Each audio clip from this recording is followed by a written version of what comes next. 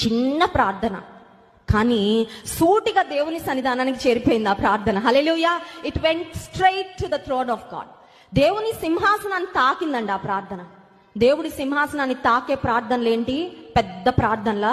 దేవుని సింహాసనాన్ని తాకేది మనం దేవునికి దశంభాగం ఇచ్చినప్పుడు, లేదంటే ఉపవాసం ఉన్నప్పుడు మన ప్రార్థన తాకుతుందా? కాదండి.